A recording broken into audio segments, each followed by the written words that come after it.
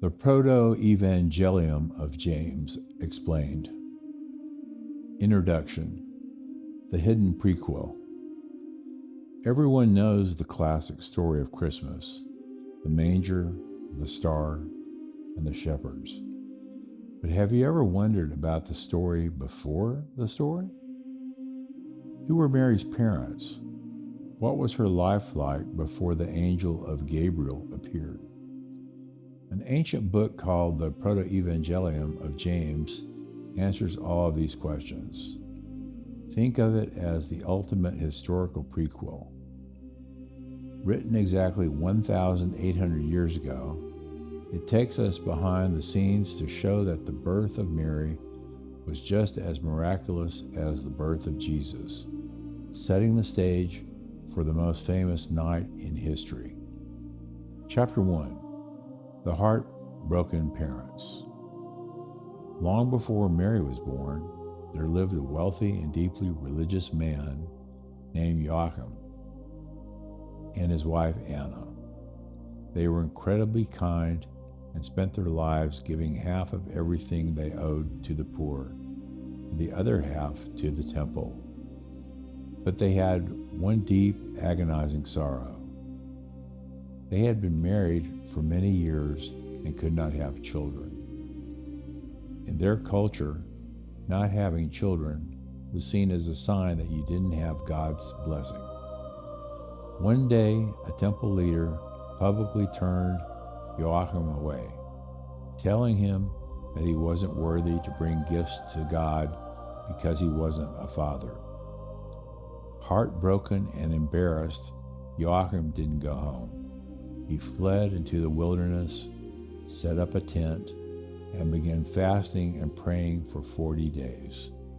Meanwhile, back at home, Anna put on mourning clothes, sat beneath a laurel tree in her garden, and wept, begging God to hear her prayers.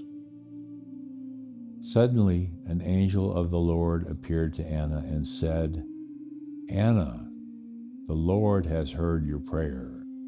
You will conceive and give birth, and your child will be spoken of all over the world."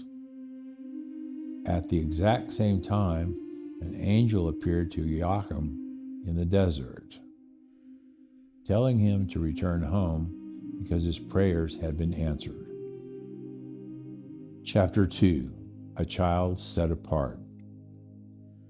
True to the angel's word, Anna gave birth to a beautiful baby girl, and they named her Mary.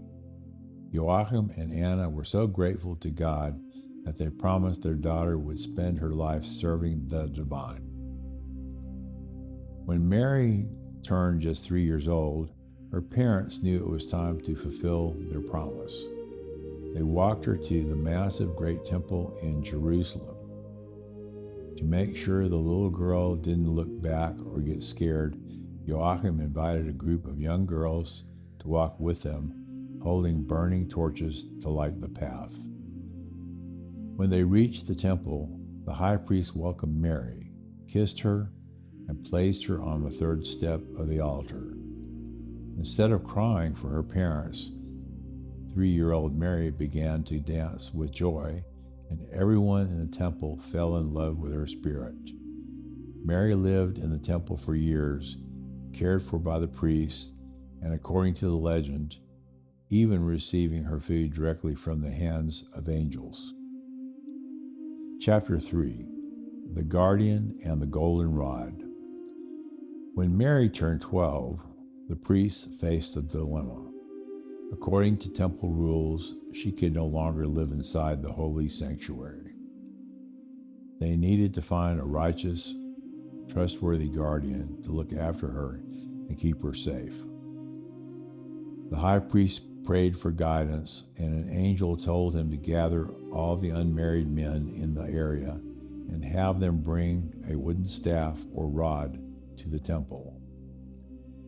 Among the men was a quiet, older carpenter named Joseph.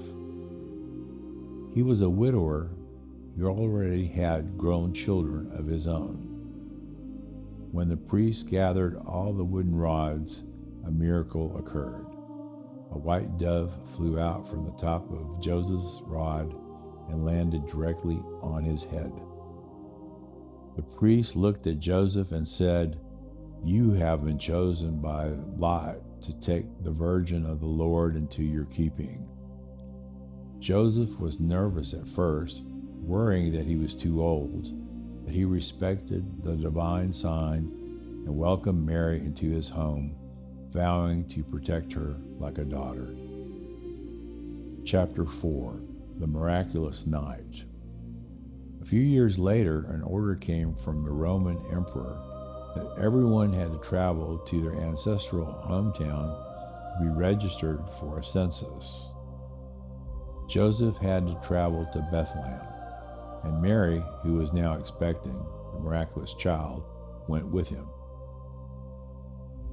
As they neared Bethlehem, the time came for the baby to be born. Joseph found a secluded cave on the side of the road to shield Mary from the elements. Leaving his sons to watch over her, Joseph rushed out into the hills to find a midwife. The text describes a breathtaking moment where time completely froze. Joseph looked up at the sky and everything stopped moving. The birds stopped flapping their wings midair, the sheep stopped chewing their grass, and the shepherds stood like statues with their staves raised. The entire universe held its breath. Suddenly, time started moving again. Joseph looked back at the cave and saw a bright, blinding cloud hovering over it. The cloud slowly began to retreat, revealing a brilliant light inside the cave that human eyes could barely look upon. As the light softened, there sat Mary, cradling the newborn baby Jesus in her arms. Epilogue. The legacy of the Prequel. The Protoevangelium of James concludes shortly after this, showing how Mary and Jesus survived the dangers of their time. While this story isn't found in the modern Bible, it left a massive mark on history. It is the reason why millions of people throughout history know the names of Mary's parents, Joachim and Anna, and why artists have spent centuries painting Mary living in the temple, and why we picture Jesus being born in a cave-like stable.